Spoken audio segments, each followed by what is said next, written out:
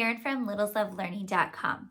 And one of the most frustrating things I find is that when we're trying to teach our little ones the alphabet for the first time, and we get this great alphabet puzzle or an alphabet book, and we're going through the letters of the alphabet, the sounds that they match up with the letters are not always the first sound that we want to teach our little ones.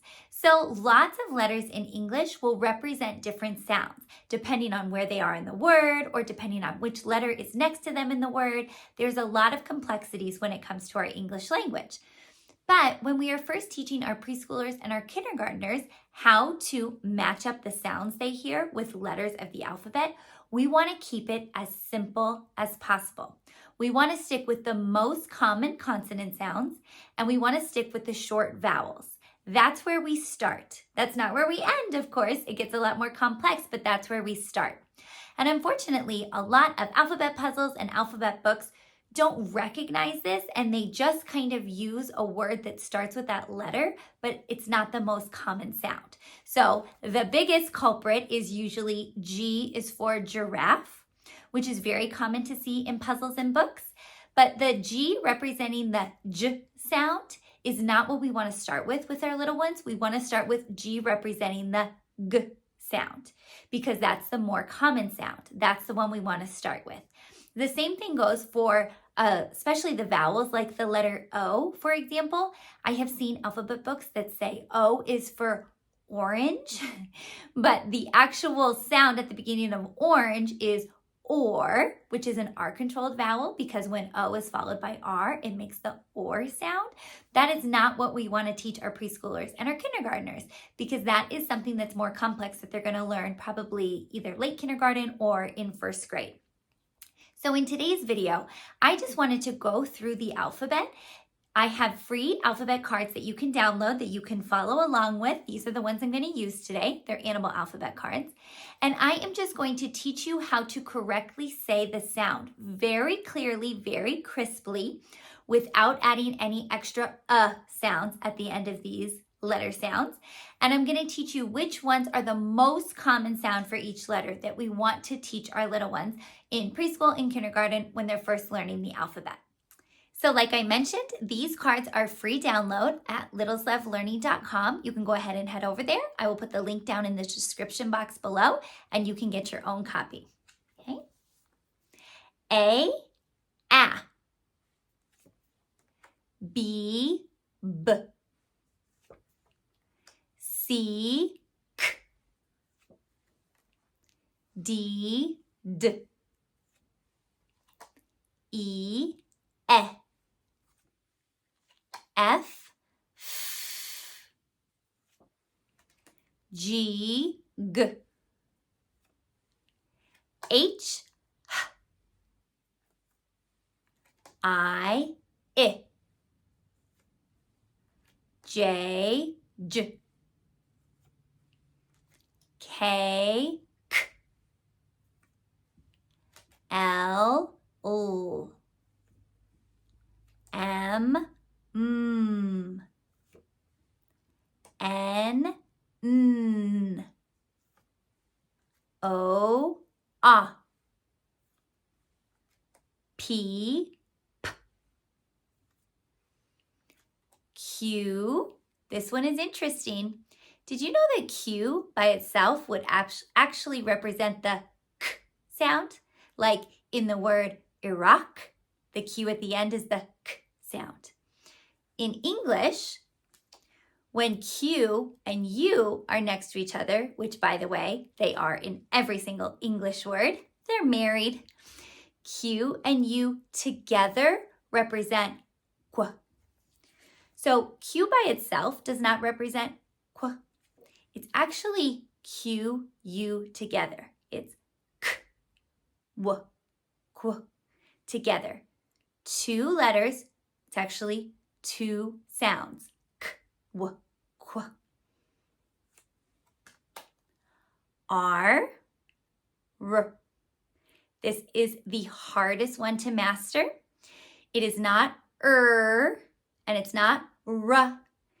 Think of the word red. Think of the beginning, but don't say the rest of the word. R, R. like you're going to say red, but not the rest of the word.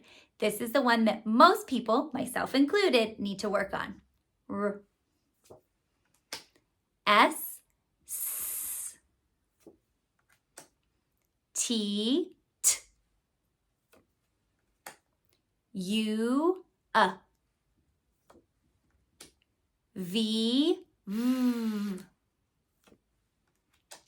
W. W. X. This is another interesting one. X represents X. It's one letter, but it's actually representing two sounds. It's the only letter in our alphabet. It's one letter representing two sounds.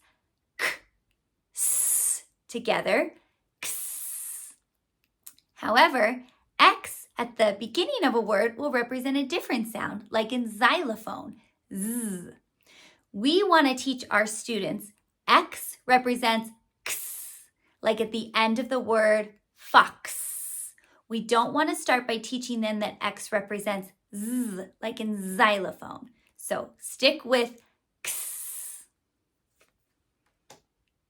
Y, Y. Z, Z.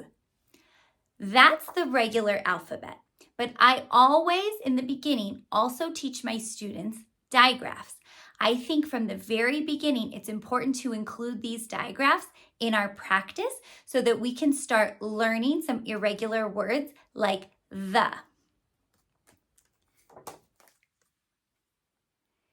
TH has a 2 because it represents two different sounds depending on if our voice box is on or off. We have f and v. I like to teach my students to feel their voice box and to feel if it's on or off. F, it's off. V, it's on. CH, ch. SH, sh. WH, w. So I include my digraphs with my basic consonants and my short vowels when I am first teaching the alphabet to my little ones in pre-K and in kindergarten. So I hope this video is helpful for you and that you can come back and practice these letter sounds. I am not perfect at saying the sounds either. I am still working on it. But a couple of things that I work really hard to do when I'm with my students or my own kids at home, I don't want to add the extra sound that a lot of songs and storybooks will add. For example, b or k or d. That extra sound, we need to cut that off with our imaginary scissors. We want it to be very crystal clear that it's just b, k, d.